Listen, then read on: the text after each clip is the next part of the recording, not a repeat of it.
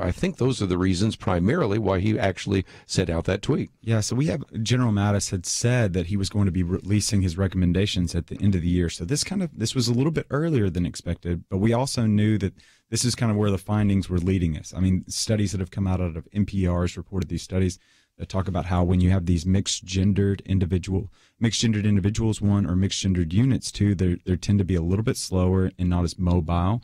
And so we're just having to remind ourselves, General Mattis did this really well last month when he was addressing this issue of the modus operandi of the military. At the end of the day, it's to be able to, one, fight for our freedom and our liberty, and then two, to be able to keep each other safe. And increasingly, as you said, the culture war is not necessarily the place on the battlefield to be able to fight this. I agree. It's a sideshow, and it's not something I want our top 5-star generals focused on when they're going into battle. I mean, whatever policies they have, whether I trust Trump or not and his political savviness, I should say, I do trust our generals at the Pentagon and think that they understand their men, they understand these units best, and they understand what's going to make them most effective and successful. Yeah, I think that was one of the encouraging things to be able to see at the very beginning of the tweet. He said, after consultation with my I know people can get hung up on the my generals component, but at the end of the day, he's listening to his generals, which is always something that you want to hear from a president.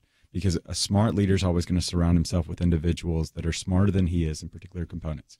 So we also want to know what's your point of view. And so if you want to call in and add your perspective to this, call 800-351-1212, 800-351-1212. And we'll be back right after this.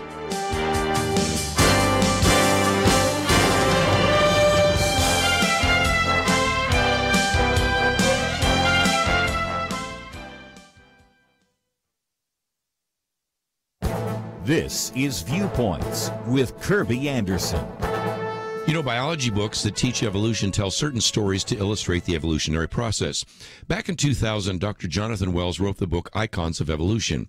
He explained that these 10 icons of evolution were false. Many of them were fraudulent and known to be so. Nevertheless, they appeared in these textbooks. In his latest book, Zombie Science, he asks a simple question. If these icons of evolution, published 17 years ago, were just innocent textbook errors, why do so many of them still persist?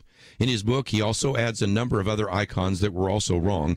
And the book's title, Zombie Science, gets its name because these false icons of evolution don't die, but live on to mislead the next generation of students. When he was on my radio program, he talked about Darwin's Tree of Life and provided a catalog of what he called the survival of the fakest.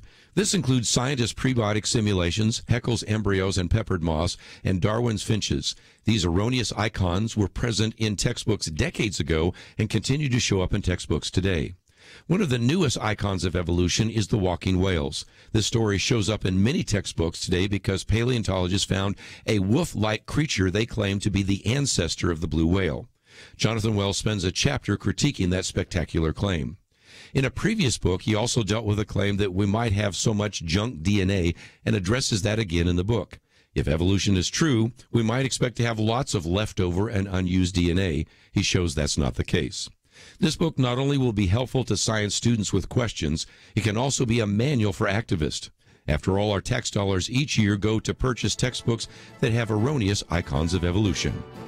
I'm Kerby Anderson, and that's my point of view. For more information about issues covered on Viewpoints, visit pointofview.net. Pointofview.net.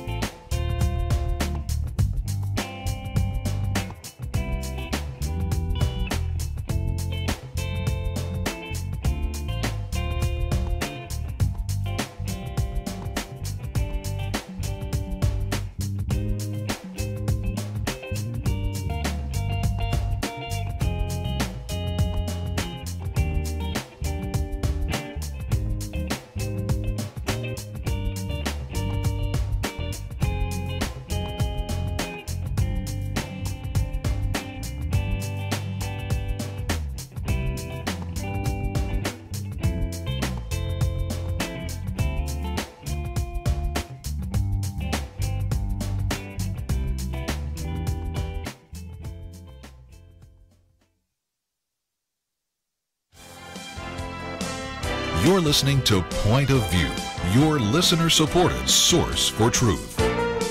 And we are back after the break, and so we were just giving a call about what's going on relative to, I guess you would say, the transgender policy that President Trump unleashed over Twitter. Who would have I just cannot even imagine that came out today. Yeah, again, just the timing was so interesting because there's so much more that's going on. I guess we could point to, and we'll talk about this later on in the show, the kind of the position that President Trump is in relative to Attorney General Jeff Sessions and Jeff Sessions' insistence that he's going to continue to serve out. We've also got the House that just approved the sanctions with Russia and North Korea, and we've also got this thing called health care. Yeah, I don't know if have you been following this health care story? I think we ought to follow that, don't you think? So there's a couple of things that we'll be talking about. So we'd love to hear your point of view. So if you want to call in at 800-351-1212, we'd love to hear from you as well. We've got a couple of calls that we'll get to here in a little bit. And so I want to touch on this a little bit, Kerby. I'm so fascinated, again, by the domination of just the idea of transgenderism, how it's just continued to kind of make its way into the national conversation. Can you remember in our history, has there ever been a time in which something has so drastically swung and something is so captivated the audience of the U.S.? Well, and even on the issue of before that of homosexuality, this was a long process, and there were two individuals who wrote a book called After the Ball, and they actually put together kind of a strategy by which you would get some change. And so in some respects, the most remarkable social change I've ever seen, maybe twofold. One is by the 1960s, things swung really quickly in terms of segregation, Jim Crow, those kinds of things. And then also in the 1990s, the issue of homosexuality swung pretty quickly. But nothing has swung faster than transgenderism. And my only argument for it, and I have this in a commentary coming out this week, is that oftentimes when progressives win one battle, they don't stop, they get the next one. And once you win the issue of same-sex marriage, once the Supreme Court decision of Obergefell comes down, remember what was on the agenda the next day? It was the issue of transgenderism. So in some respects, because it was piggybacked on it, it sort of supercharged it or launched it. And I've never seen anything turn quicker because, like you said, maybe about 7,000 people in the country out of over 300 plus million people. And yet it has dominated the news really ever since the Supreme Court decision on homosexuality. Right. I think it's interesting, too, to note just from a political strategy standpoint, it is a phenomenon to see what's occurred, but it's interesting to me that the LGBT are usually the L and the G are different and separate than the T. And traditionally, especially in the lesbian community and the feminist community, they don't adhere to transgender norms. They don't adhere to those philosophies. In fact, they pretty adamant. Feminists are pretty adamant that transgenderism is a masculine form of oppression against women. Mm-hmm. That what do white men want more than anything else? It's if they dominated every other field, they might as well become women. I've read that on liberal, progressive, feminist blogs. So it's a philosophy that feminists have not traditionally aligned with. However, I think they realized they had to be very well funded and well organized. The LGBT movement to be able to progress in all of these fields, and that's what they've done. I almost think that Republicans could learn for our issues, especially pro-life issues, how well organized and how much of an agenda we really do need to have. Yeah, to kind of touch back on that kind of the wave of feminism, for example, I've always just been struck by why are women, whether they're political, whether they're conservative or whether liberal, why they've been on board with the transgender movement. I don't think they are philosophically. Okay. And to tell you the truth, as you know, my office jokes that I'm the resident feminist, and I won't say that I'm ever in that fully in that camp, but you know, it is really offensive if you think about it, that all it takes to become a woman is surgery. To say that all this runs down to is your aesthetic, physical appearance is what it takes to become a woman. I think that that's something that feminists have rejected across the board. That's what's always just been so shocking to me since Betty Friedman in 1952. Yeah. As she put that forward, I mean, women have continually been fighting against I am more than just what I look like. And then what transgender does, it's going to celebrate, not only kind of lift up as their unofficial hero, Caitlyn Jenner, an individual that spent $4 million, almost this unattainable goal for the average, I guess you could say, average transgender person. It just is extremely just frustrating to say the least, but also just very contradictory in nature. You know, one of the things that Chelsey talked about too is that you don't have the LGBT T coming together. The T doesn't usually go with that, but there is a lesson again that we can learn, and that is when I was growing up in Berkeley, the liberals that I sort of hung around with had this phrase, no enemies on the left. And what that meant is that you might have environmentalists, you might have feminists, you might have union workers. Now, there's three groups that don't have a lot of disagreement and don't agree on very much. But because they wanted to advance their common agenda, they put down some of the disagreements and arguments, and the idea was there's no enemies on the left. And so oftentimes groups in the progressive movement who disagree on all sorts of political and theological and philosophical issues will still come together to advance their agenda. On the other side, you look on the conservative side, there are a lot of entrepreneurs, a lot of independent ones. Right now they're talking about the divisions in the Republican Party.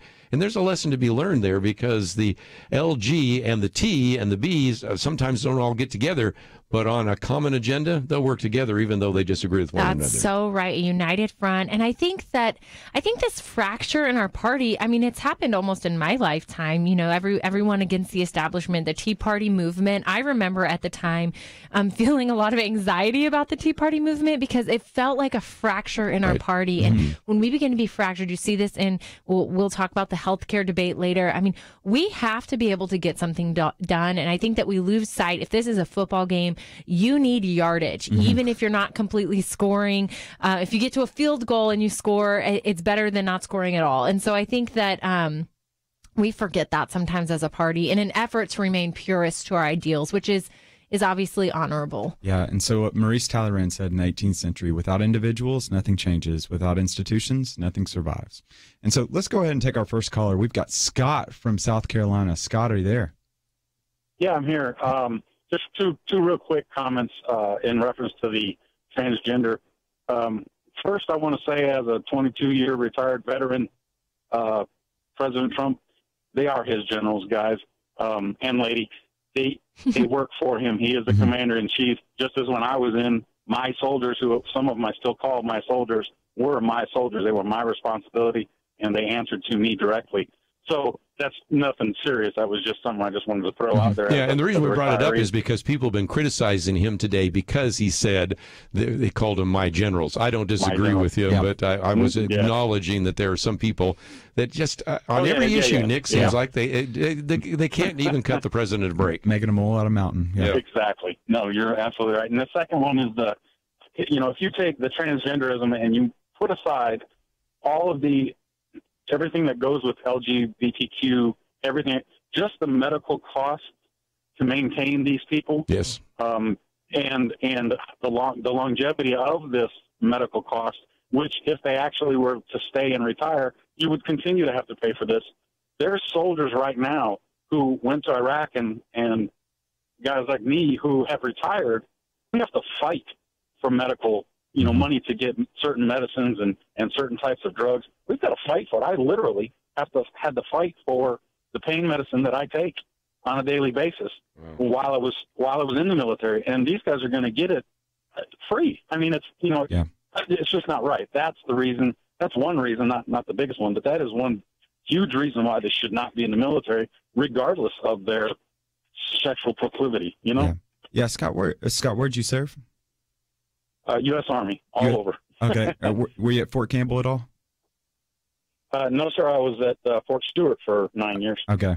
Well, very neat. Yeah, I'm originally from Clarksville, Tennessee, so it's right by Fort Campbell, and so great respect and appreciation for your sacrifices and your efforts that you made. And I think you bring up a really great point right now, just the sheer cost, Kerby, of just how much transgender medical care actually costs, and then especially for individuals that are trying to come back from Iraq, and there's all sorts of various ailments that they have. Yeah, Scott brings up a good point, because we were talking about just the surgeries, but then he's talking about the chronic ongoing expenses that are there, and at a time when you have scarce medical resources, even for the Defense Department, it seems to me that you want to spend those in the things that are going to have an impact on your readiness and your efficiency rather than these kind of social distractions.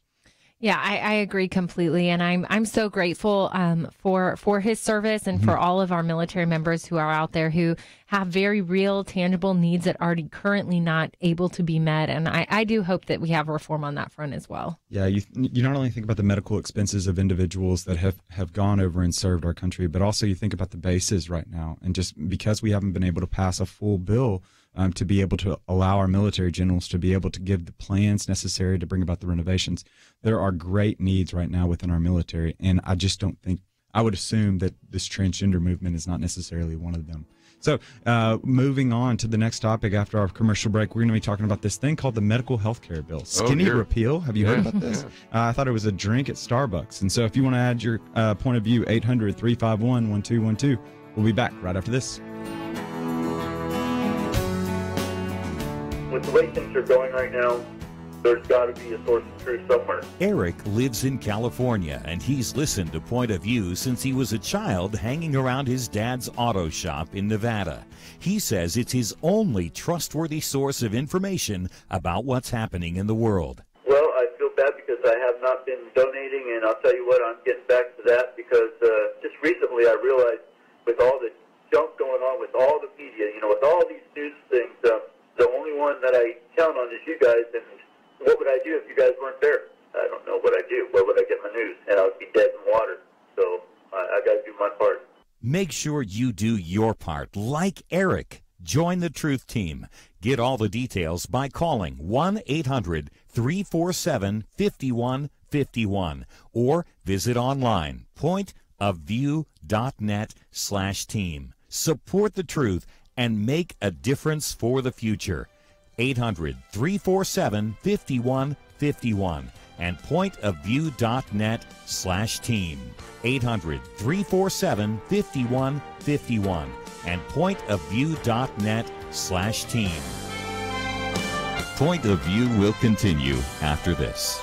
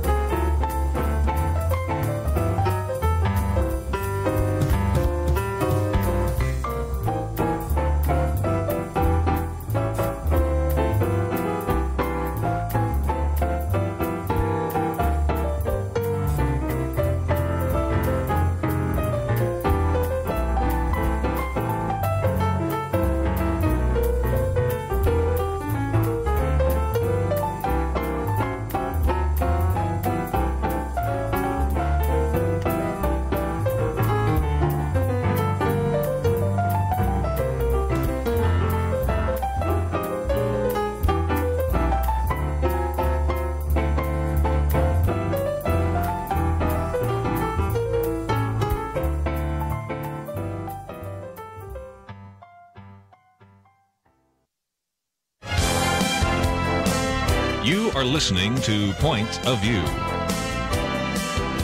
The opinions expressed on Point of View do not necessarily reflect the views of the management or staff of this station. And now, here again, your guest host for Point of View.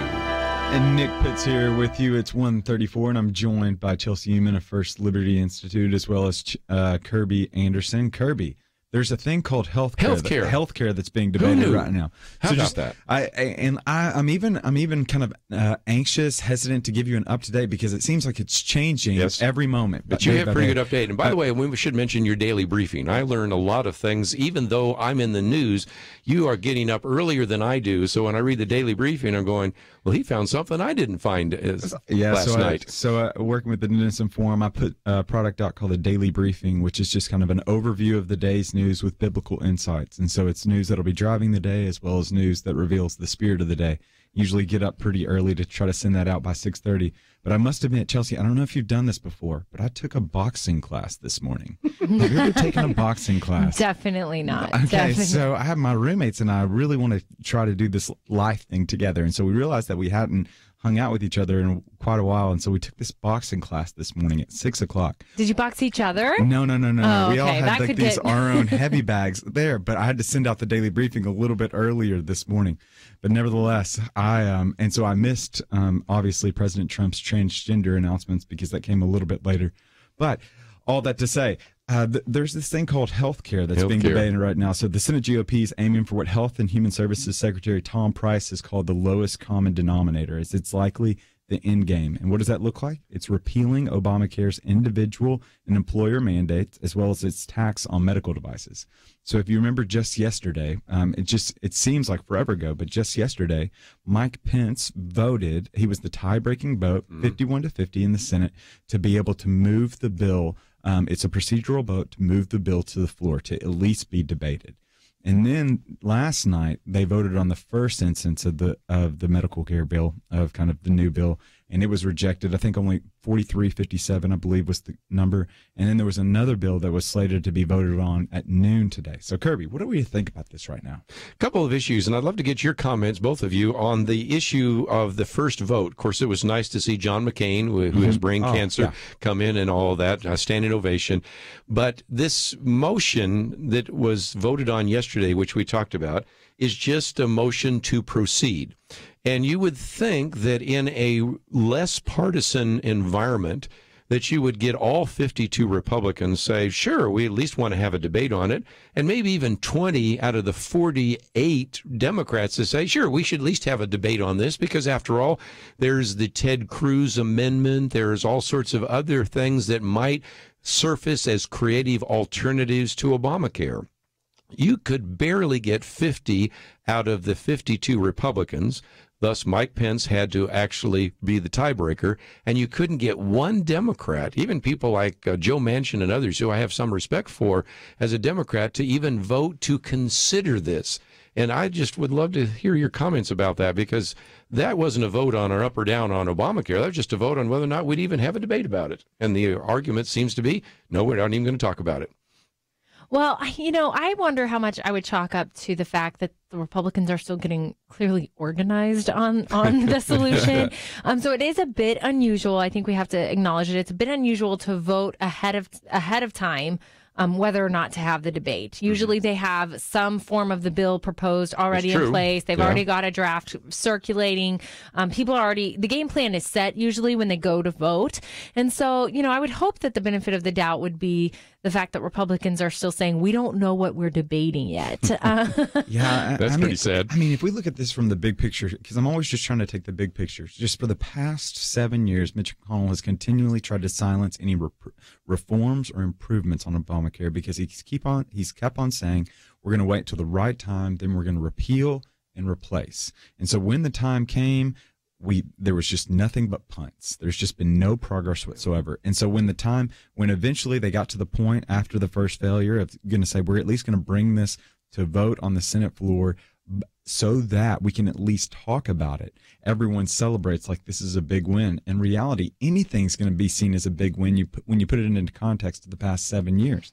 there's just so much fracture and there's so much divide within healthcare right now, Kerby, that I'm just concerned about what is next, because this isn't just any issue. This is people's health care that's at stake right now. Well, again, 1/6 of the American economy, so that's affected. You have all sorts of stakeholders. You've got insurance companies, you've got hospitals, you've got doctors, you've got, oh, by the way, all of us who are patients. And as you said, 7 years to actually begin to think about what you're going to do. Another criticism that Donald Trump received the other day is he accidentally said 17 years instead of 7 years. And again, people will not cut the guy a break. You know, when Barack Obama said he had been to 57 states, I knew he knew there weren't 57 states, but we just can't cut anybody any slack anymore. And because of that, I'm using that little trivia point to illustrate the broader point. If we can't cut a person slack because they maybe said something, or they haven't figured out all the details, then they're ready to end it. And I think we've concluded that after 7 years and all these different attempts and all these different ideas and different bills and different proposals, I just don't think we bring about any kind of change. And so maybe Barack Obama was right. Once we get it passed, nobody will ever withdraw it, and we'll be dealing with this for the next 10 or 20 years. Yeah, and I think part of the thing is this is a machine. I mean, Obamacare is a machine that is moving forward. How many millions of Americans are already relying on it? And so I do think Republicans have that in the back of their head, you know, that it might not be enough just to repeal, because we've got to put all of these people on another system. I mean, it is a large task at hand. And so, not to play devil's advocate, but I really hope that they get unified and realize that we have got a timer right now going until the midterms. If we lose any seats, it's game over in the midterm. So we've really got to keep our eye on the ball for that. Yeah, I think you bring up two really good points. And then I always wonder just even about the conservative perspective. And so I think Yuval Levine has done a phenomenal job of this in his book, The Great Divide. And that this is going to be an oversimplification of it, but he would say that the conservative and the liberal, or I guess modern day progressive, or what you would say, their differentiation is the words reform and revolution. So the liberal is constantly wanting to say you throw the baby out with the bathwater. Something's wrong in the past, so you just totally eradicate the past and try to recreate something new into the future. Hence, Obamacare, something brand new that's put into place. Whereas Edmund Burke and the conservative tradition would say that it's reform, that you take what's happened in the past and you save the baby and you tinker and you reform it in such a way that it might be better than it was yesterday. And so that brings up a really great point. What I'm thinking about right now is it really a conservative position to want to totally eradicate the system that's been an established anchor point now, where what we've seen is just too big to just completely repeal and replace.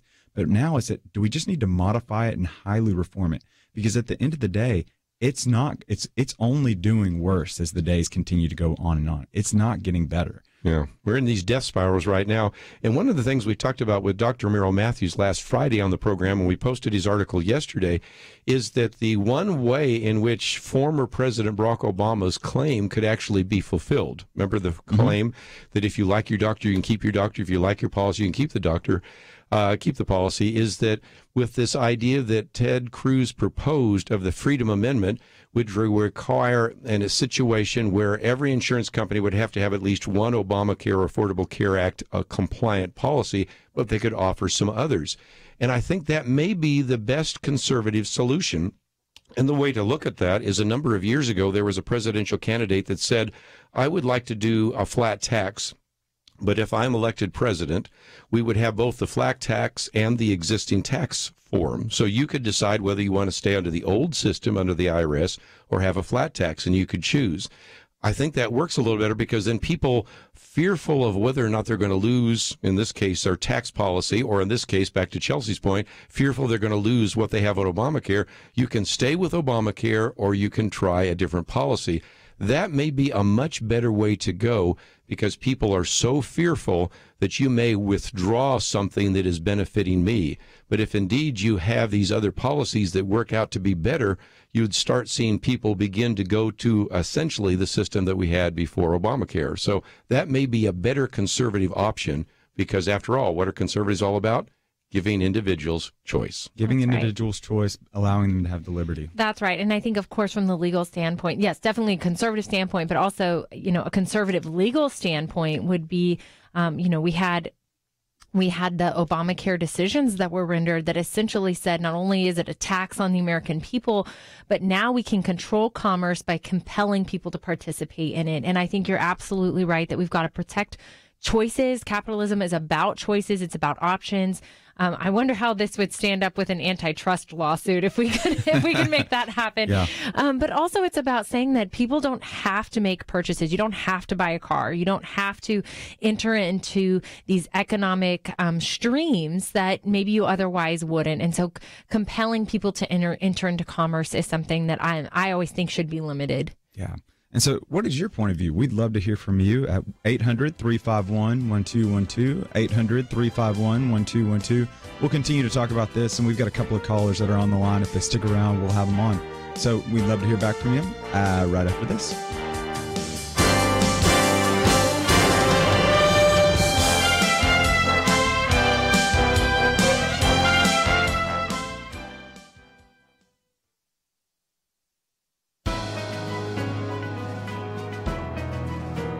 Welcome to the First Liberty Briefing. I'm Jeremy Dice. A few months ago, I shared with you a story of a Rastafarian chef who was discharged from an Orlando hotel for refusing to cut his dreadlocks. Well, here's an update on that case. As you will recall, Rastafarians wear their hair in dreadlocks as a part of their sincerely held religious beliefs. So, under federal law, his employer was required to accommodate his hair, unless doing so posed an undue hardship to the business itself. After efforts to resolve the matter failed, the EEOC brought a federal lawsuit. That prompted further settlement discussions, which resulted in the hospitality company agreeing to pay $30,000 to settle the lawsuit. The company further agreed to amend its policies and train its employees to make it clear that religious-based requests for accommodation will be provided. Once again, this demonstrates how costly it is to deny an employee their religious liberty. And if you're like me, you may not have a sincerely held religious belief about how you wear your hair. But that doesn't matter. Sincerely held religious beliefs, even about hair, deserve the protection of the law. In an age of increasing complexity in the employment context, it's important to remember that our national commitment to liberty means that we respect and, where possible, accommodate the religious beliefs of our employees to the point that, as the late Justice Antonin Scalia once wrote, we give religious employees favored treatment. To learn how First Liberty is protecting religious liberty for all Americans, visit firstliberty.org. You can learn how to protect religious freedom in the workplace, public schools, your church, the military, and more by downloading First Liberty's free Religious Liberty Protection Kits at firstliberty.org. That's firstliberty.org. If you want hope for religious freedom, go to firstliberty.org.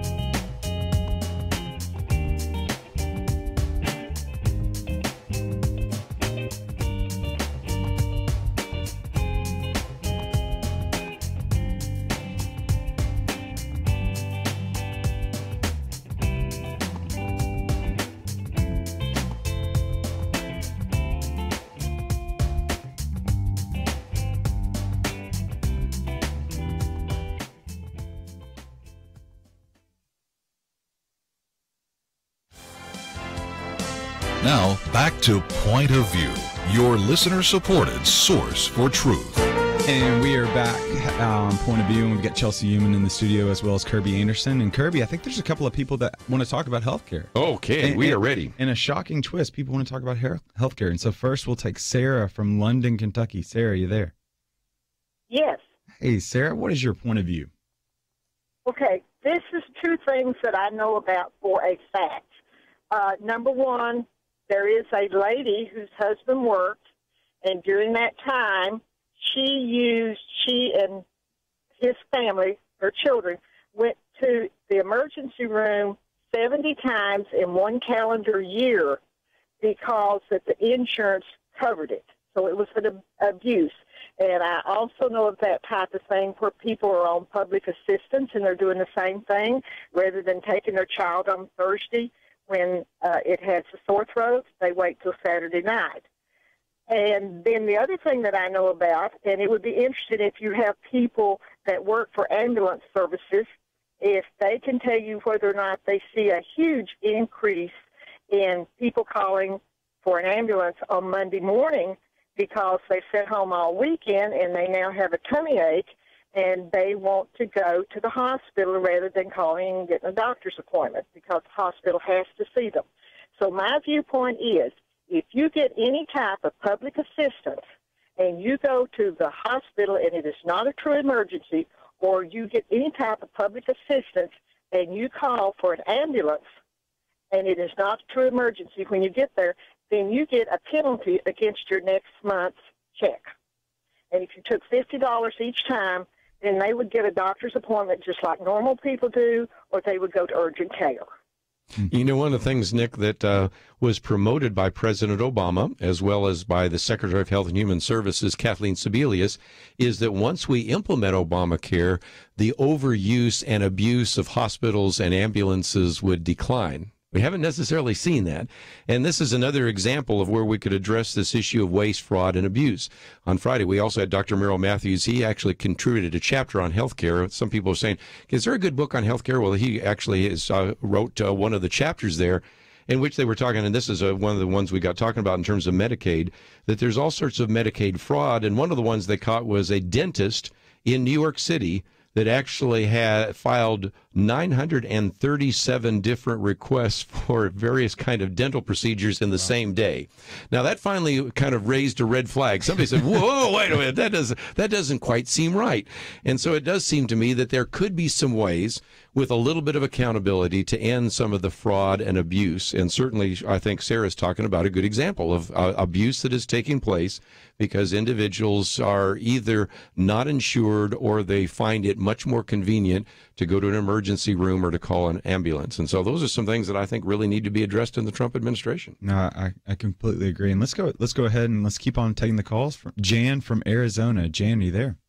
Yes, I am. Hey, Jan, what is your point of view? Well, I guess I'm not really surprised at the gridlock in Washington because this is my kind of theory on it, is that they haven't made any plans, the Republicans back there, to replace Obamacare because I don't think they really thought Trump was going to win. I really believe they thought Hillary was going to win and that they could make all the promises to the American people about how they were going to repeal health care, knowing they would never have to make good on it if Hillary got in there. And so they did that to get elected.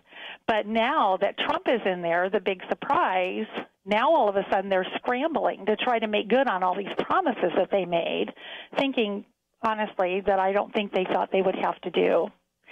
So in the other scenario would be, I really don't think Democrat or Republican, either one, most of them want to repeal. I think they want a single-payer system. So that's my point of view. What do you think? Oh, go ahead. Well, I think you're absolutely right. That's something I haven't considered yet is the fact that they didn't have a plan in place because maybe they didn't think they'd get the chance to implement one to begin with. I think that's a very, very good point. Yeah, but at least November 9th, they knew that they might have the opportunity. So we'll give credit and blame where blame is due. But back to that single-payer idea, I think there are probably a lot of individuals, both in the Democratic Party and the Republican Party. I don't know if it's a majority, but I certainly think there's a number that are just convinced, look, this is what the system you have in Canada. This is the system you have in the UK. Why don't we have it here? 2 words, Charlie Gard. Gives you a little bit of a sense of what that looks like. And that is you could end up with rationing. You would have a loss of entrepreneurial activity, development of various medical devices, development of various pharmaceuticals. And so I think there are some that are convinced that a single-payer system might work better and just let government control everything. And the hospitals will probably still function under that. The doctors probably won't like it. And I guarantee you some of the patients won't like it. But nevertheless, that may be the system where we're moving towards. You know, I do think that's one thing that's kind of the least talked about aspect is the heavy, heavy burdens that this places on doctors. I think that doctors are just inundated, and not just doctors in hospitals. I mean, family practitioners. I know that they are all nurse practitioners. They're inundated with so much paperwork and documentation and insurance issues that it really slows their ability to do their job and to do it well. Yeah, I think there's just an ambiguity to the entire system right now that there really is. Light is the best disinfectant, to go back to the 700 plus cases for the dentist. I think, and what I would personally like to see is we continue to talk about the insurance component, right? We're always wanting to address the insurance component. Why is there not transparency, and why is there not kind of this sense that we know how much is actually the cost of some of these services that are being provided? Yeah. Like, so I know that whenever I go to Starbucks, I'm going to pay a ridiculous amount of money for a cup of coffee. I'm going to pay around $4 for a cup of coffee, and that's going to be similar. It's going to be a little bit bigger when I go to an airport, but nevertheless, I'm going to pay around $4 for a cup of coffee. I can't tell you how much I'm going to pay for an MRI. I don't know how much an X-ray is going to play. Variation is tremendous, as you've heard me say in one of my commentaries. In a county right next to where we are, Collin County, I ran the numbers because it was in the Dallas Morning News, and you can spend $100,000 difference for coronary bypass between one particular hospital that would charge basically $250,000 and another average set of hospitals that charge about $150,000. So there's about a $100,000 difference.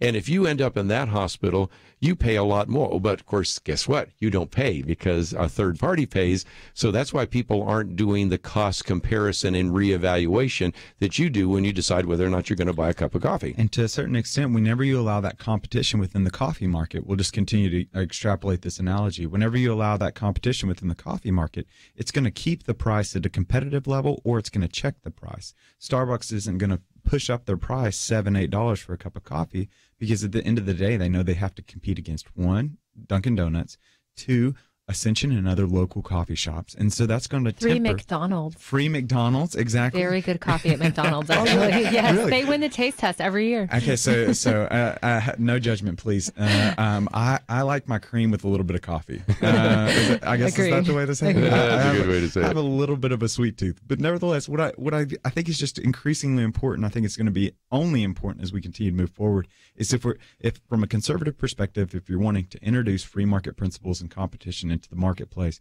yes, we need to concentrate on insurance providers, but also upon medical providers as well, of illuminating just how much does an X-ray cost, what's the difference between A and B entity for an X-ray. Yeah, and again, I have not gone to the doctor recently, so I thought, maybe I'll go to a doctor, get a physical, and I'm going to walk in the door and say, how much is it going to cost? And I guarantee you there will be either people with a blank stare or they will be offended that I ask the question. Now, if you ask that at a Starbucks, you ask that at a Best Buy, you ask that at a Kroger's, you ask that anywhere in the country, everybody gives you an answer. You ask it in a doctor's office, either they don't know or they're offended you ask in the first place. And if I was the one that was behind the counter and Kerby asked that, I would say, let's get physical. But nevertheless, that's why I do not do what they do. And so we will be back right after this. And on the flip side, what we're going to do is going to delve a little bit deeper into millennial issues. And so we hope you will join us when we talk about safe spaces and trigger warnings on the college campus. We'll be right back. There are those who listen to Point of View while they're driving, and some can listen at home or at work. But here's the question: where do you go where you cannot listen to Point of View? Well, if you have the app, the free Point of View radio app, the answer is just about nowhere. This is an on-the-go world, and now wherever you go, Point of View goes with you. Visit the Apple or Google Play Store and download the free Point of View app. You can listen and watch the program live or play it again later. Get Kerby's Viewpoints commentary. Click the Take Action link. Learn about important issues and make a difference in this world. You can also read articles, find a local radio station, easily contact us with your comments or questions. Don't leave home or the office or anywhere else without Point of View. Again, visit the Apple or Google Play Store today and get the app, the free Point of View radio app. Oh, and one more thing, if you like it, click that little button that says Donate Now and join the team. Point of View and the Point of View app, with you on the go. Point of View will continue after this.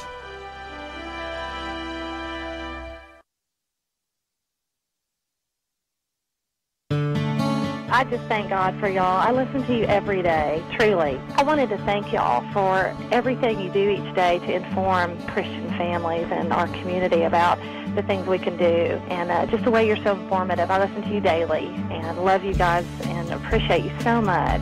God bless you, Kerby, for keeping this show so on track and for the decades of wonderful help to this nation that Point of View has been. We're all big fans of your work, and we pray that God will just prosper it. As a Christian, over the years that I've followed this program, I am constantly challenged to be on guard and to evaluate what's going on. And if for no other reason, to protect the caliber and the truth of your programming, I need to participate and to back your program financially to ensure that the truth stays out there for people to hear, to view, and to be a part of.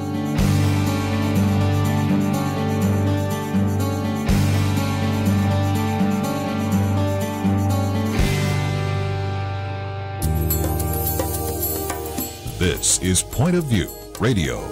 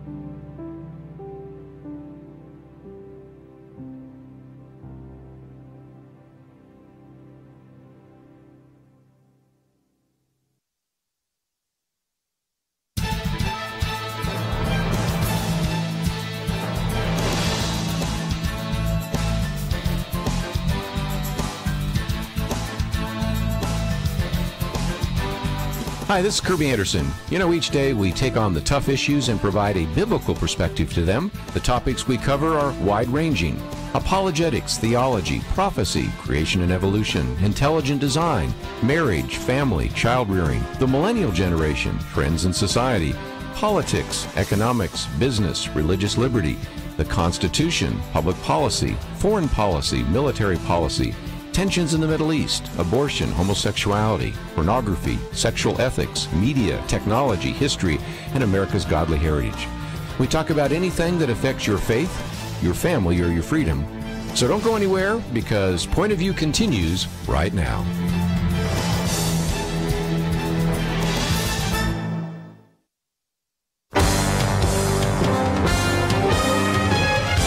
Across America, live. This is Point of View.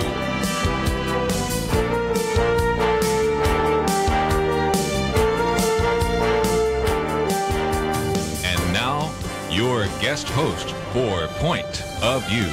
This is Nick Pitts with you for the second hour of Point of View on July 26, 2017. And we want to go ahead because we know Mick Jagger's probably listening right now. And so it's Mick Jagger's birthday. So we hope he's found some satisfaction, I guess you could say right now. He is going to be singing forever, isn't he? You know, Mick Jagger of the Rolling Stones, not to be confused with Papa, who was a Rolling Stone. Am I right? Yeah. Right? Yeah, there you go. Okay, so we're joined right now by Kerby Anderson, the man, the myth, the legend. He has given up the host chair for this day. And Kerby Anderson's here with us, and Chelsey Youman of First Liberty Institute, but also a woman that needs your prayers because she's serving as an intern at the Denison Forum. All the prayers. Bailey Pillant. Bailey, how are you? I'm good. Thanks so much for having me. So good to be here. Bailey is at Dallas Baptist University as a rising senior. She's pursuing a degree in mass communications and has contributed to marketing efforts at the university in the marketing department, as well as the Mission Endowment Fund. But really, she's not only serving in that capacity at DBU, not only serving through the grudging work of being an intern at the Denison Forum, but probably the premier thing that she does is she works at the one and only Steel City Pops. I Chelsey. do. Oh, that is the really? secondary gig of my life right Steel now. City Pops. Have you all been to Steel City Pops before? Their popsicles, they have a pineapple jalapeno. That's my favorite. They do. It sounds weird. Kind of Pineapple Don't judge jalapeno. me. Sounds pretty good. That sounds like crazy. Bring them in right now. We'll pass them around. You know, that's a party in your mouth, I guess you could say. It Okay, is. so is that your favorite? Is it? Oh gosh, my favorite. I'm going to get in trouble now if I don't say the right thing. My favorite is probably the toasted coconut. So go for that next time you're there. All right. Okay, Yeah. so for our listeners, the popsicle craze has swept the southern part of the United States, but specifically here in Dallas. And so Steel City Pops is like one of those places off Lower Greenville Avenue here, and it is delectable. But I'm more of the sweet person, as you might expect, and so anything that is sweet just has a special place in my heart. And so we brought Bailey on for this part of the show because we are just solely very attuned to kind of the millennial perspective and really wanted to get Bailey's just first-person experience at Dallas Baptist University as a college student. Because as we know, there's been some news that's been breaking, you know, specifically at Carl Sandburg College in Illinois. And they're considering putting students through disciplinary proceedings for using offensive language, quote, or disparaging comments. And so, Bailey, as someone that's at Dallas Baptist University, tell us about that. This place, we always hear the campus, kind of campus has been characterized by trigger warnings, safe spaces, riots, all these things, and even this latest news at a Carl Sandburg College. Is this the typical college experience for you at Dallas Baptist University? Specifically for DBU, I mean, it's very unique. Obviously, it's a small private Baptist university, and so the population that it draws in is going to be very, very unique. And so the staff and the faculty is pushing from a biblical worldview, but not everybody adopts that as their own, obviously. And so just because it is a Baptist university doesn't mean that there aren't disagreements. It just plays itself out differently. You go ahead. Yeah, so you would say that disparaging comments or putting individuals through disciplinary proceedings for having dissenting ideas would not characterize Dallas Baptist University. Oh, gosh. I would say that it probably plays itself out more in like a conversational setting. And so we're not seeing these rallies or these protests or this extremism at DBU for sure.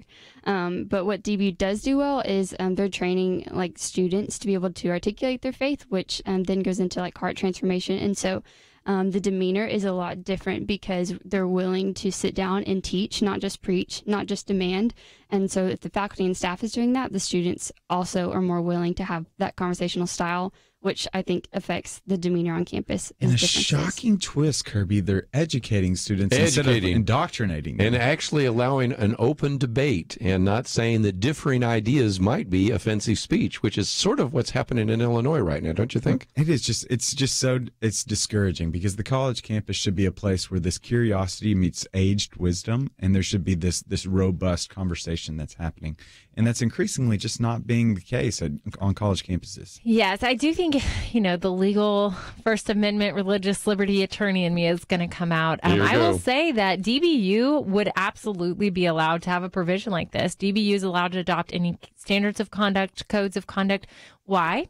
Because they're a religious entity. Mm-hmm. So there is a difference between private religious entities who are allowed to hold students to certain standards and ideals and religious beliefs even.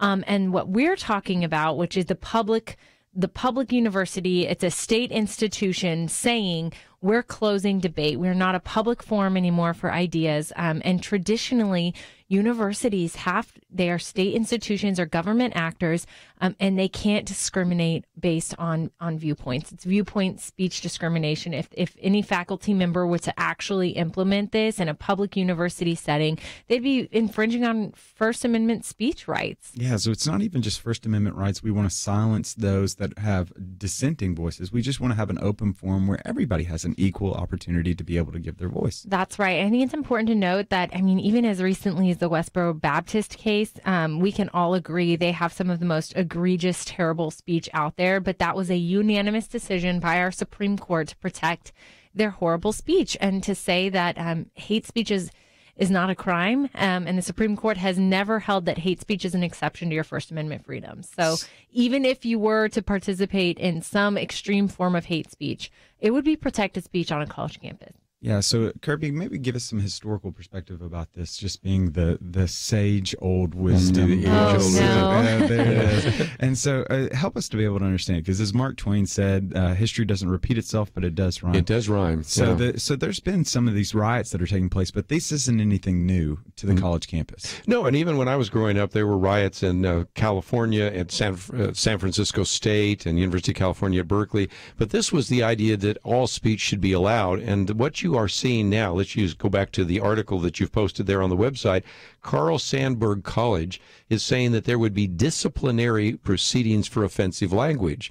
Well, in the old days, offensive language were those naughty words that you couldn't say, at least on radio, according to the FCC. But now, anything could be considered offensive. And yet we've always had in this view of education that different views should be considered. They should, as we've talked about before, wrestle in the field, right? So that those ideas will actually be able to surface good ideas which are pure and valuable and certainly historically validated.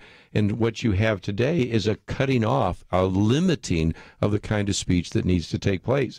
And as I've shared before I did this talk show, I used to speak on college campuses all the time, and I would have liberal professors say, look, you've had a chance to hear my perspective, but in the service of good public education, in the service of allowing a free form of interaction, I'm allowing Mr. Anderson here to come and speak for 1 hour to give you a different perspective. That's not happening anymore because those kinds of presentations are considered offensive speech. Yeah, so even Ben Shapiro, the conservative commentator, has been trying to silence him from one of the University of California campuses right now, and trying to move him into even a smaller room because they disinvited him originally from the room.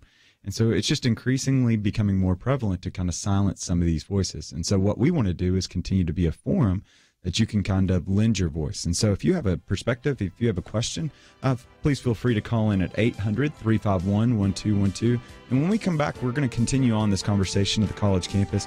What are some of these voices that are saying? Why are they being rioting in safe spaces? Right after this.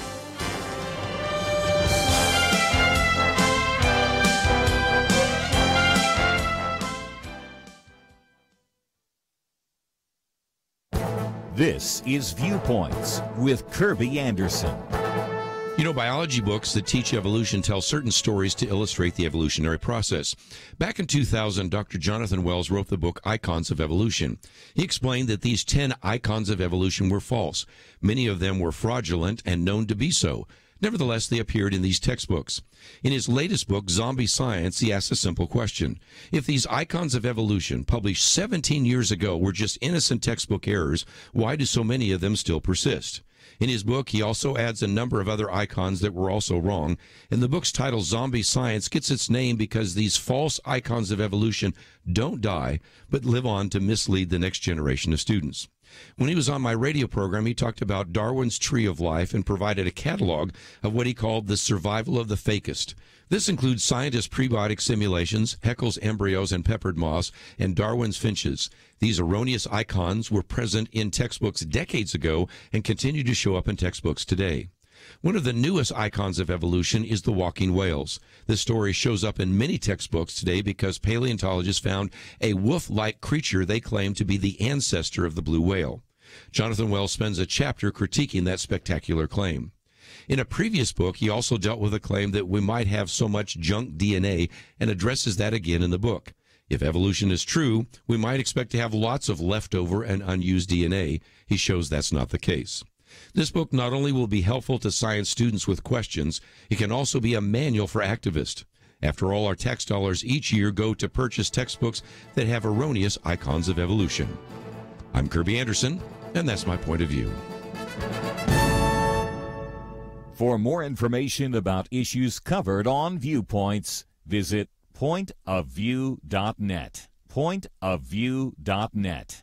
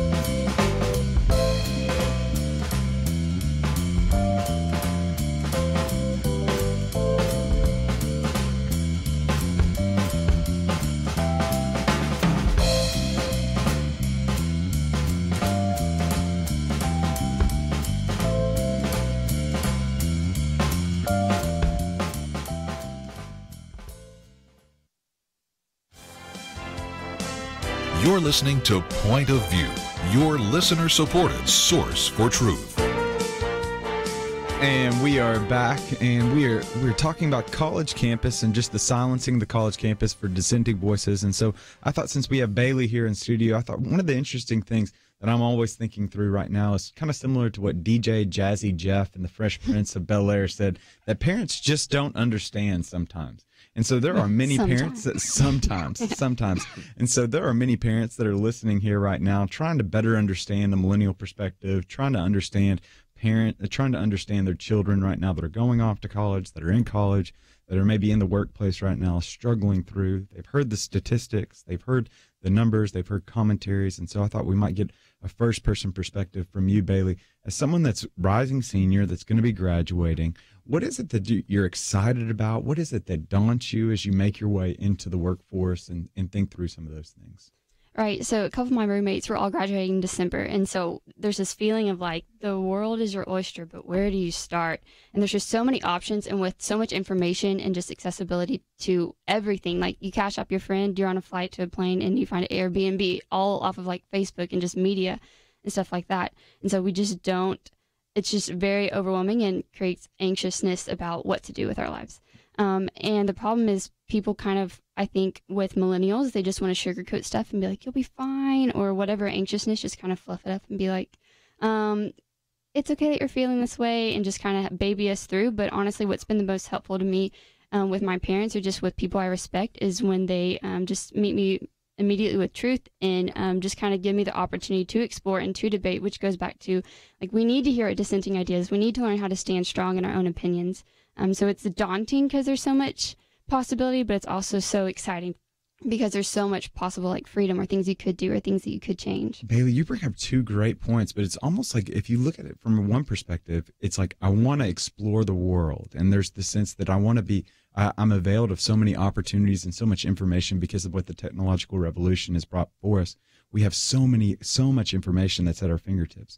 But on the flip side, you have this idea of wanting to shelter individuals from that information as well. So you're given access into this big world, but you also want to be sheltered from the world. But what you're saying is that it's very beneficial for you, just for individuals to show you tough love. I'm reminded what Ben Sass was talking about in his book, The Vanishing American Adult. And what he talks about is this idea that oftentimes difficult experiences, suffering produces scar tissue that inevitably leads to character. And that's increasingly something that's lacking within the millennial generation is kind of that character. He says that we have a lot of Peter Pans, we could say. And again, I was going to just mention that the next Outlook issue is the millennials. Who are the millennials? And you wrote one of the articles, didn't you? Yeah, I did. I've done a little bit of kind of research on millennials. So I am a selfie-taking, Snapchatting, Uber riding, student debt accumulating, commitment forsaking. A millennial that went to a boxing class this morning, right? So that's it. But you bring up another good point, Bailey, just to help us illuminate this about the desire for community. It seems like community plays a really big role in your life, and as I've studied, community plays a pretty big role with millennials as well. I would say that is true for me and true for my peers of all kind of beliefs. Like we all need community, we all need to be pushed. Yeah, that's so great. Chelsey, have you found that to be true among your millennial friends? Because we're all millennials on this side of the table, right? I think that's true. I don't know how representative my friend group is because I'm extremely social. And so, it's less of a lack of ability to commit and more of an overcommitment issue that I tend to struggle with. But no, I do think that's true. I think especially in Christian culture, I mean, I think I'm in a bit of a bubble in that sense. Christians, the churches now are different than the churches I grew up in, where it's expected that you join a community group with people in your life phase or have mentors and people who are willing to speak into your life and hold you accountable. Whereas when I grew up, my church, we had home groups that met maybe once a month for my parents. And so I think the Christian culture has changed and helped a lot in that dynamic. Calling people to be closer units and to really identify with one another. Yeah, one of the things that I'm always just cognizant of is just the desire for community among millennials. It's just apparent in everything from simply, if you look at social media right now, just their desire for some type of community. But I always wonder, is that really a community that's on the computer right now? Is that really a robust community that the biblical narrative would offer us to be able to avail ourselves of? But also, is that really a true type of community? I'm struck by the statistic. It says that 20 years ago, the average American had 3.4 friends. That number's dropped to about 1.6 right now. That the average person has 1.6 friends, but they have 338 on average Facebook friends. And so this desire for community, and especially for parents to understand the need for their children to be in community, so iron sharpens iron, so one man sharpens another, to not forsake the gathering together of the assembly in order that they might be spurred on towards love and good deeds, of this need for community. Speak to your experience with community. How's it been beneficial for you, Bailey? So not only have my peers my age been beneficial, but also at DBU, just working on campus and having people avail themselves to helping me along the way and being able to slow down and like things they've learned, their growth points explained to me. And so then when I hit that growth point, then I have a little bit of a reference point and a little bit of context of how to approach situations. And so community as far as my peers, but also as far as adults who have been influential in my life has been very important. Wow, that's really good. So it's almost the intergenerational mix. Yeah, I do have to wonder how much, I could attribute your statistics about the amount of friends people are surrounding themselves with consistently decreasing. I was 16 before I got my first cell phone. And even then, every text I sent was 30 cents. So let alone having internet on the brick phone. So, I did have my whole life without technology, my whole life I couldn't get Facebook didn't allow you to have even a Facebook until you were in college. So that social interaction, that interpersonal interaction was something obviously I grew up having, where I think the youngest millennials, and even those in the next generation that I can't remember what we're calling them now, they don't have that. And we've had a very strange social experiment in our country that I think is going to be very detrimental, in the sense that 5-year-olds have cell phones and are playing on iPads, and 8-year-olds have cell phones. And this isn't because I'm archaic. It's because I think that studies are now coming out that it's addicting. It stunts emotional intelligence, and also social intelligence, the ability to read a room, look people in the eye, and see them face to face when kids are glued to the screens constantly. Kerby, she brings up a really great point that I'd love your perspective on, as someone from the boomer generation. I'm reminded of Sherry Turkle, her book Reclaiming Conversations, and kind of her central premise is the idea that technology was meant to be the thing that connected us, but it's actually disconnected us from individuals. Yeah. And Forbes came out with a study that indicates that of 300 corporations that they surveyed, among millennials, the one thing that older generations looking for is soft skills. Is just lacking among millennials. Right. Are you seeing that in your experience in dealing with millennials? Now you're talking about my latest book, Arts, Media, and Culture, in which we document all of those various issues. And let me just pick out two, since we're coming close to a break. Number one, we certainly do see the issue of addiction. That's well documented. George Barna in his surveys have shown the addiction illustration, but I've shared the anecdote before. One of my colleagues at Probe, he teaches a class at the University of Texas at Dallas, and he teaches a class on technology. So one of the requirements in that technology class is you are to go through a 48-hour fast. A digital fast.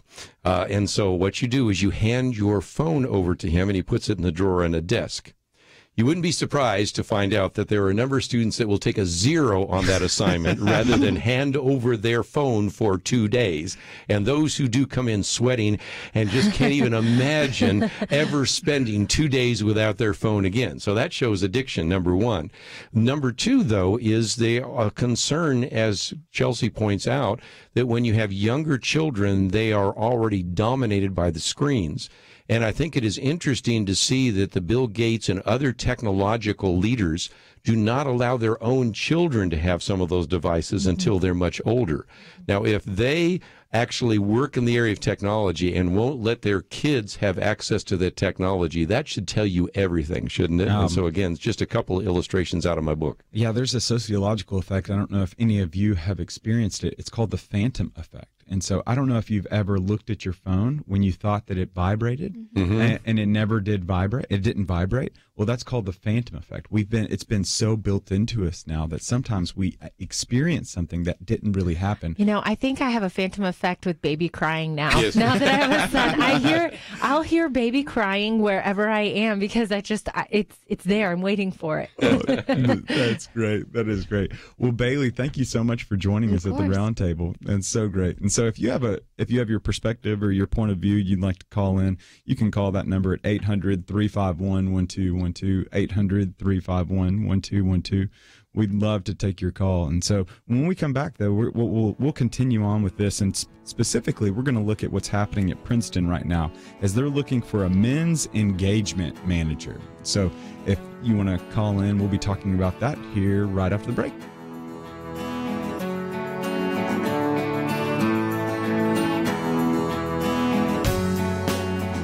Sarita is a Point of View listener in Georgia, someone probably a lot like you.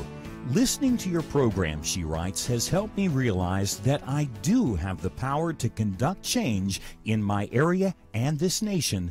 And with all of the online tools you provide, this power has become even more apparent to me. What can one person do? A whole lot, says Sarita. And then she says, and together we can get even more done. She's right. Sarita is right. This is a moment of opportunity, and together with you, Point of View is looking to accomplish a lot. This program and those online tools she mentioned will only continue being available if we hear from people like you this week. Join Truth Team 360. There are many levels. Check them out. Choose the size of the part you can play at pointofview.net/team or call 800-347-5151. Pointofview.net/team and 800-347-5151. 5151. 800-347-5151. Point of View will continue after this.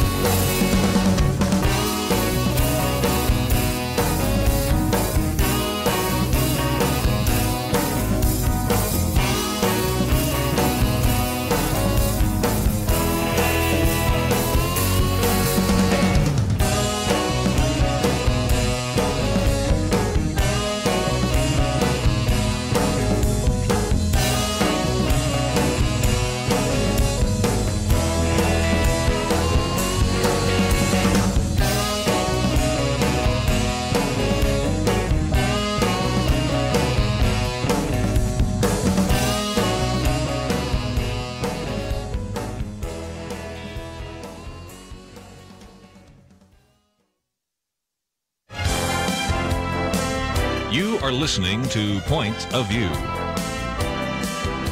The opinions expressed on Point of View do not necessarily reflect the views of the management or staff of this station. And now, here again, your guest host for Point of View.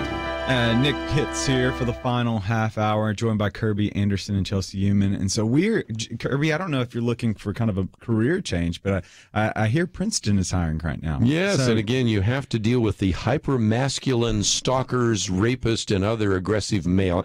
Now, I've spoken at Princeton. I'm not sure who those are, most of those are pretty mild-mannered, very academic individuals, but nevertheless, they've got this interpersonal violence clinician and men's engagement manager. That's a mouthful. What about that? What have you found? So fascinating. Princeton is looking to hire, and so they're calling a job listing for experts in women and gender studies, social work, and to help foster an environment for healthy male development. And so that'll come by, quote, challenging belief systems and social constructs that contribute to violence and offering alternative options. So, what do we think about this? Chelsey, what's where do we begin on this? Yeah. Okay, well, I'm going to start by saying I'm probably going to be devil's advocate at the table, but I like it. We're talking about two separate things. Yep, so, right. If this person's job is to be the machoism police on campus, this is absolutely ridiculous. So, if we're talking your typical, a man who wants to hunt and be masculine, that's very different, trying to emasculate men on campus and quote unquote stereotypes about men. That's one thing, and I would speak against that. But if we are talking about what I view to be more of a rampant issue on college campuses, which is actual sexual assault that is occurring on campuses, someone between the ages of 18 and 21 on a college campus is 4 times more likely to be raped than any other, especially a woman. This is talking about women, than any other woman in the general public. 1 in 6 women in the general public is a victim of sexual assault and rape. So if we're discussing the very real issue that I don't want to get watered down in the crazy Princeton talk, that this is an issue rampant on campuses. It does need to be addressed. I personally think that, all of this we see in the news about these sports athletes getting into trouble with girls and all of that, I think that's a microcosm of what's happening on campuses, because those are the famous known persons on campus.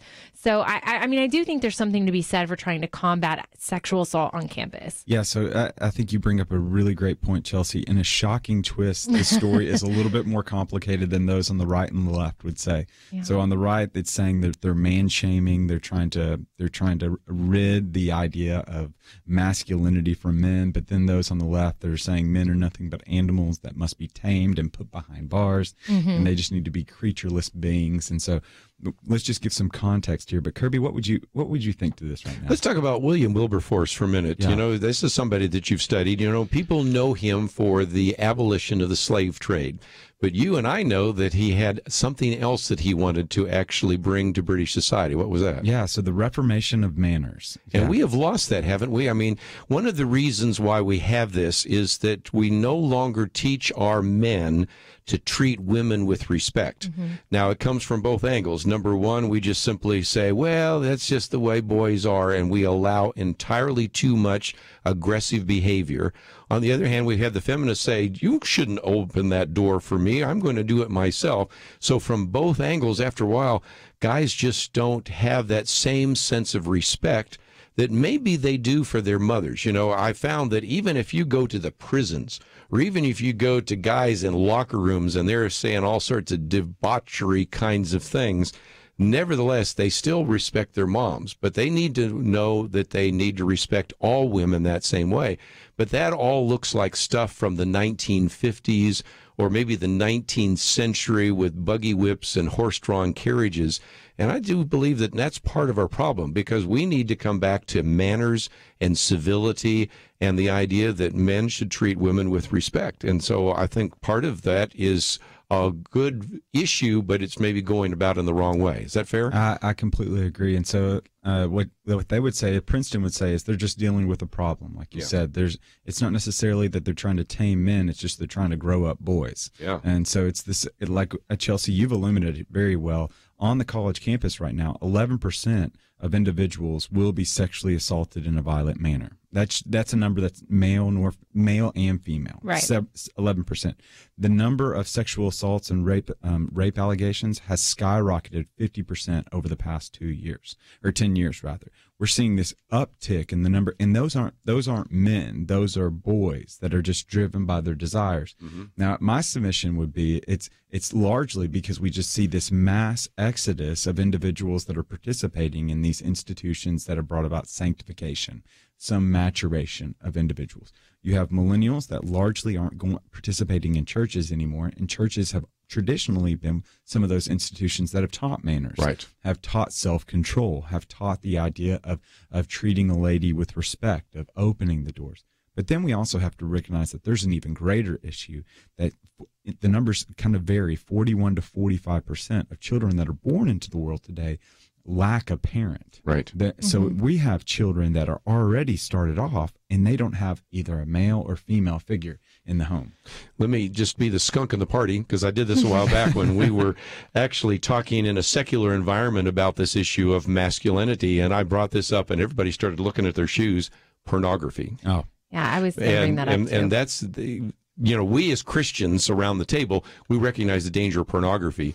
But you go into a secular environment, they won't acknowledge that that's an issue, because if indeed, and I don't want to be too graphic because I know I have young children listening here, but if you watch any kind of pornography, and Noel Boucher's been in here and others that have actually documented this, it shows that women at first resist it, but then eventually like it. And so, again, if you're showing sexual images to young men who don't have parents, who don't have any sense of respect or civility, and they actually believe that women, even if they resist you, really want you to do that, we all shouldn't be surprised that we have all the sexual assaults that happen on campus today. Right. I think that's so important. We couldn't have this discussion without bringing it up, because we're talking about an entire generation of children who, I think the average age now of access to that is 8 years old. And that's a very impressionable age. Addiction rates are at an all-time high. I think it's 99% of men have seen it, and I think it's a lot of women as well, actually.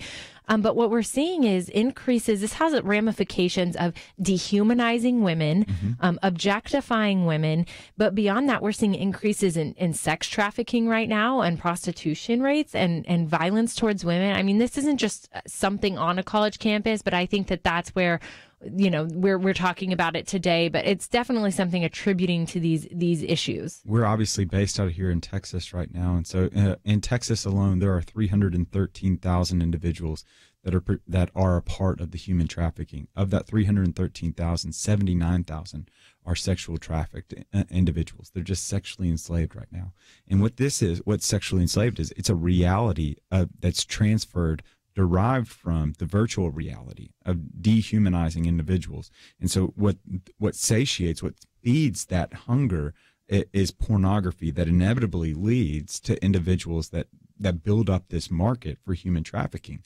And so what Princeton is doing is, Princeton is just largely, to a certain degree, is probably just trying to figure out the problem that exists on college campus, where you just have a bunch of boys that don't have that self-control and that character development that typically has been settled in the home, and they're having to do that now. Yeah, again, but in the dorms, if they just had a filter which would prevent the boys in the dorm alone from seeing pornography, you would hear the hue and cry from the ACLU and all sorts of civil libertarians. But you and I around the table know that's one of the problems, and we certainly can treat the symptoms, but ultimately there's a deeper problem that a lot of the secular society simply won't acknowledge. It's a health issue now. It really is. It's very much a health issue that's going to continue to. We haven't even seen the full ramifications of what it looks like, because, like you said, it's targeting. It's children are getting so exposed at such a young age, and we don't even know the full implications of what happens when those 8-year-olds that have been exposed to it then turn into 18 and 19-year-olds. Right. And I'll give a plug to this. I don't normally do this, but I do think that if you're really interested in human trafficking and sex trafficking issues, not just here in America, but globally, International Justice Mission is an organization, Christian organization, nonprofit, that combats that legally across the world. And so International Justice Mission, if you're interested in looking how you can help be a part of the solution, I think that would be a really good place to start. And that's so true. So it's not just being reactionary, because Princeton really is just trying to be reactionary. To a certain degree, they're being reactionary. Now, granted, we can disagree with some of the issues of what they're doing, but they're being reactionary because they're trying to tame what's this pervasive problem. But also, if you want to be a little bit more initiatory, I can continually commend International Justice Mission, or if you're in the North Texas area, there's Traffic 911. There's multiple agencies that are really trying to ward off this issue. And so when we come back after this, we'll continue on kind of the college campus bill, and we'll also move around into some other issues. But if you'd like to add your point of view, be sure to call in at 800-351-1212, and we will be back right after this.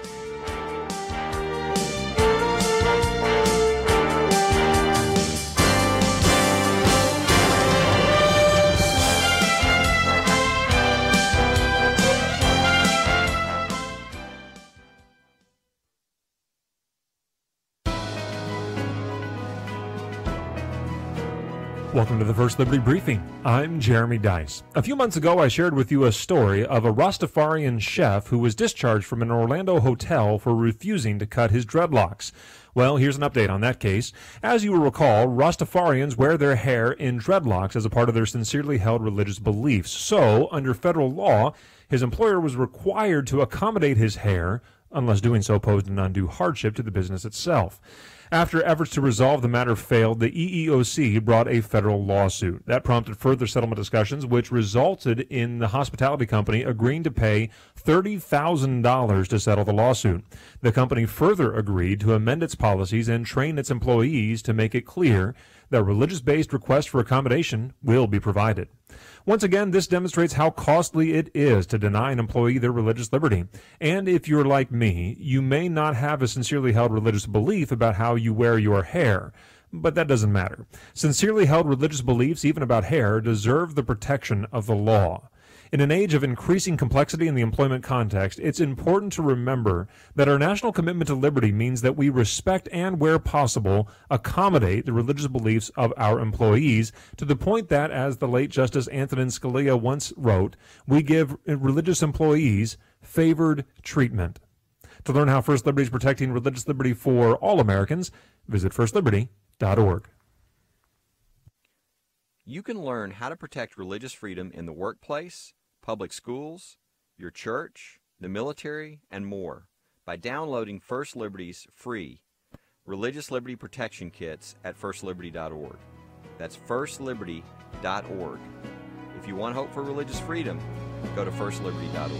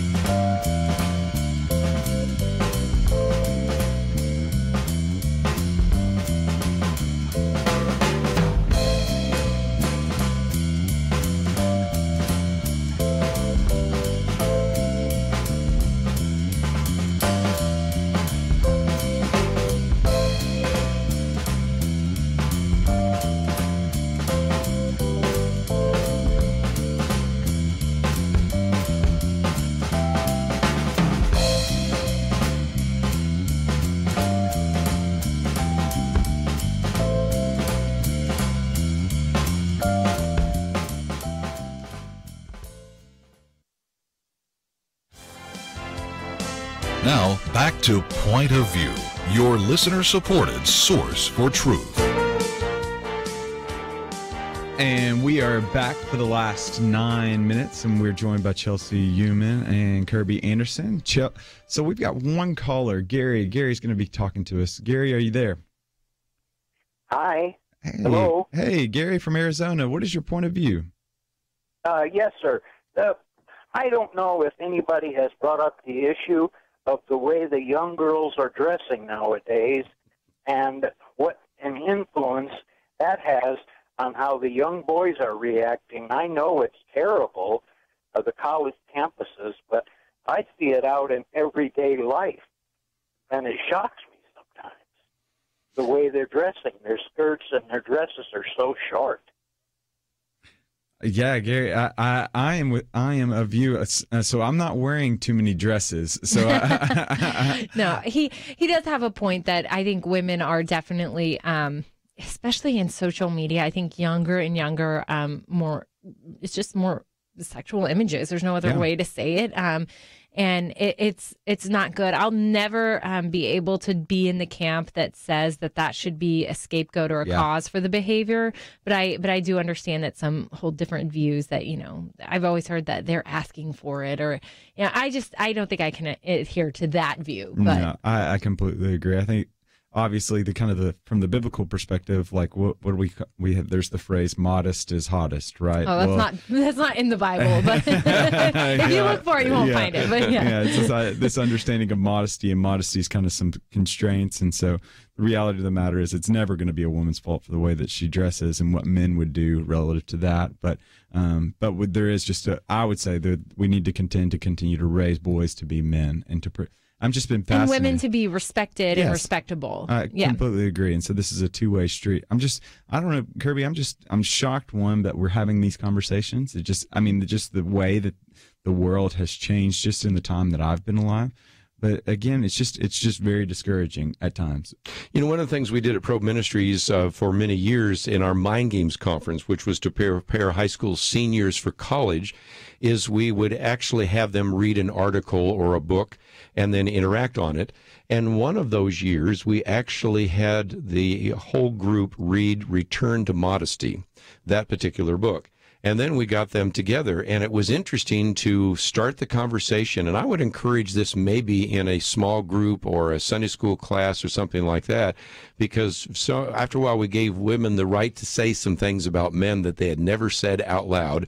We had the right for some of the boys to say some things they'd never said about some of the women. And it was really intriguing because sometimes, again, we don't have this kind of biblical foundation of civility, of modesty, of purity, and all sorts of other issues. And it surfaced a lot of conversation. So it might be something to think about in the future. But I am totally with Chelsey, this idea that they asked for it.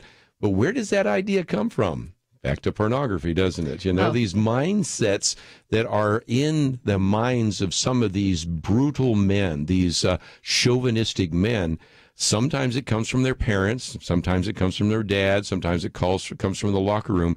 But if you look at it, a lot of that comes from the media. And so I'm not blaming only pornography.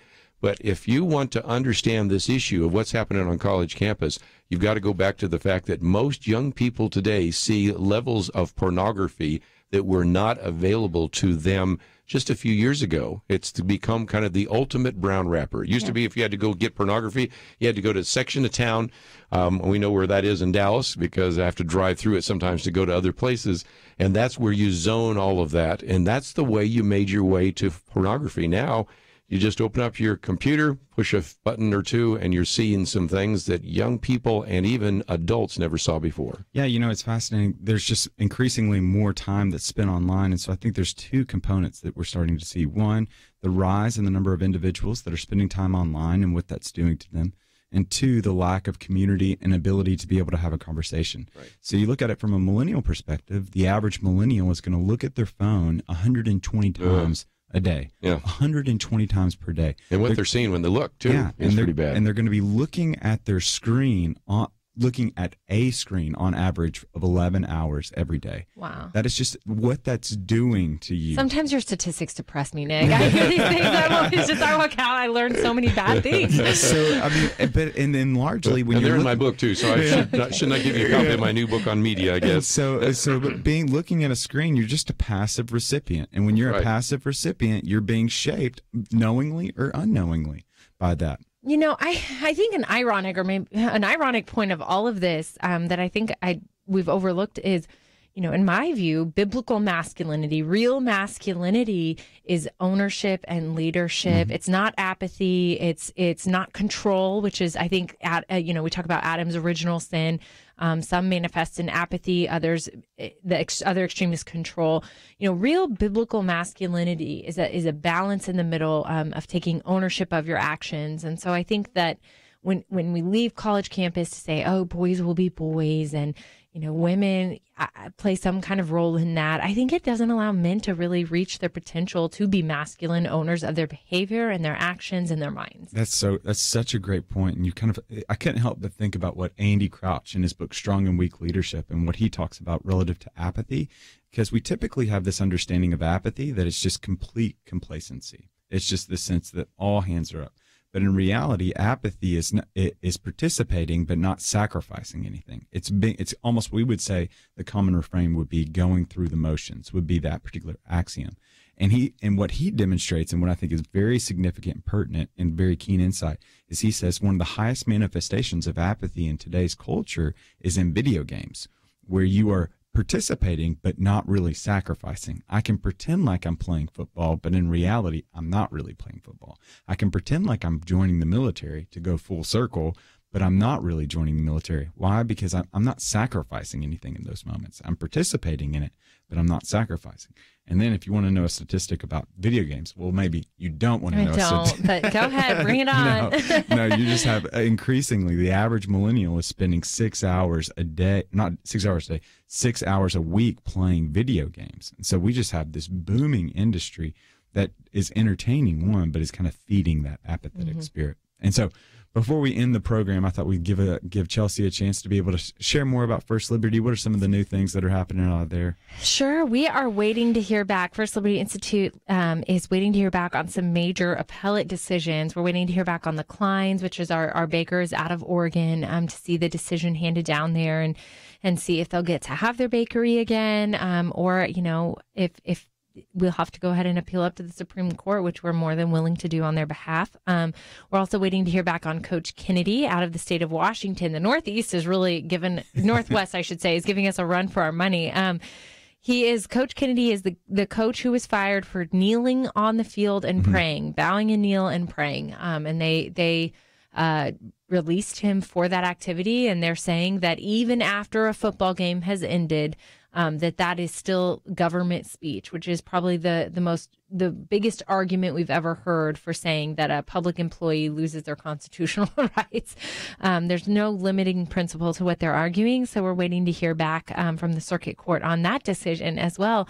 A couple of our other cases involving Memorial's Bladensburg Cross, we're waiting to hear from. You guys can follow our cross cases online on our website, firstliberty.org, where there is a large movement to remove memorials, religious memorials or memorials that have crosses. You might even imagine Arlington Memorial being completely emptied of Stars of David or crosses because of what the left argues is that's somehow endorsement of religion by the government, when really it's just an acknowledgement of religion in the public sphere. Wow. And so as they're waiting to hear back from these cases, we are willing, the audience is wanting to hear back from Kerby. So, Kerby, you want to close us out here? I guess so. Well, it's been a great program. And again, want to thank Nick Pitts and Chelsey Youman, as well as Bailey, for joining us. We'll see you back here tomorrow. Why should you become a partner with Point of View Radio? Because for decades, this team has made a significant difference in lives and communities across the nation. Because America is dying for lack of biblical wisdom about life and culture. You should give because your gift will make possible cutting-edge information on issues that matter, information you won't hear anywhere else. Why? Because your gift will change lives, because you'll influence our culture with biblical truth, and because you can make a difference for the future. Our nation needs a truth team very badly. Support Point of View Radio today at pointofview.net. Click on Join the Truth Team and choose your level of support. Pointofview.net or call 800-347-5151. 800-347-5151. Or mail that first donation to Point of View, Box 30, Dallas, Texas 75221. Box 30, Dallas 75221. Point of View is produced by Point of View Ministries.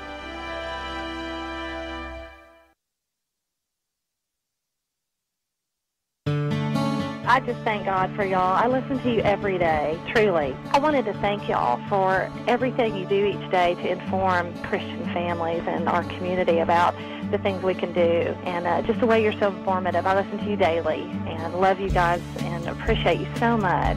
God bless you, Kerby, for keeping this show so on track and for the decades of wonderful help to this nation that Point of View has been. We're all big fans of your work, and we pray that God will just prosper it.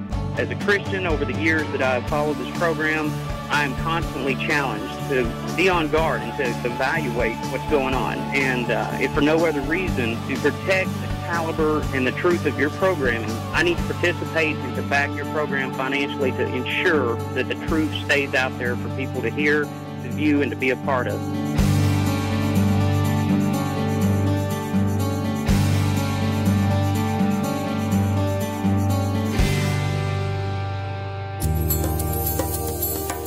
This is Point of View Radio.